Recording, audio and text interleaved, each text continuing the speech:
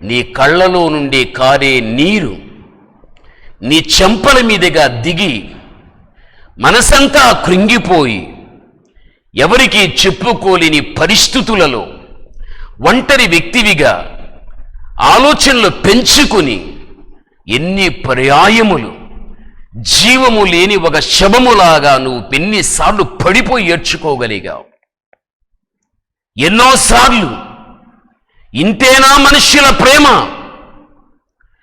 ఇంతేనా మనుషులు చూపించే ఆదరణ, ఇంతేనా మనుషులు చూపించే అభిమానం, నమ్ముకుంటేనే వెంబడించగలిగితేనే ఏదో వారి ద్వారా భవిష్యత్తులో క్షేమం అనేది సౌఖ్యం అనేది దొరుకుతుంది అనుకుంటేనే, పరిస్థితులు అనుకూలంగా ఉంటాయని అనుకుంటేనే అన్నీ నాకు వ్యతిరేకంగానే ఉంటున్నాయి.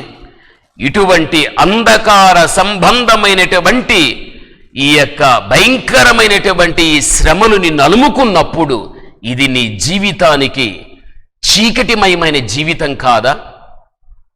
అటువంటి పరిస్థితులలో ఉన్నటువంటి నీ మధ్యన నిజదేవుడు లోక రక్షకుడైన యేసుక్రీస్తు ఆయన నక్షత్రము వలె ఆయన ఉదయించి లేక నక్షత్రము వలె నీ మధ్యన ప్రకాశించి అప్పటి వరకు అలుముకున్న చీకటినంతటిని కూడా పారద్రోలి ఆయన నీకొక బలమైనటువంటి ధైర్యమును దేవుడి నీకు ఇవ్వగలిగాడు.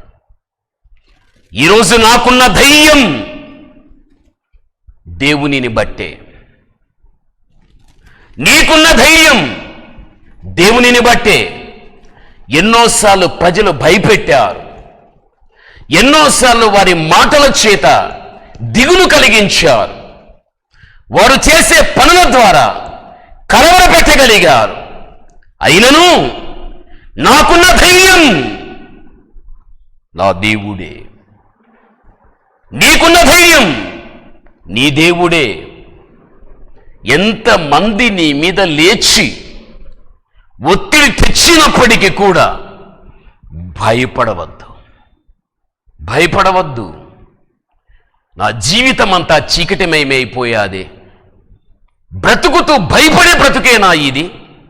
ఎప్పుడు అనుకోవద్దు. నీలో కూడా ఒక నక్షత్రం, ఒక శక్తివంతమైనటువంటి దేవుడు ఉంటున్నాడు.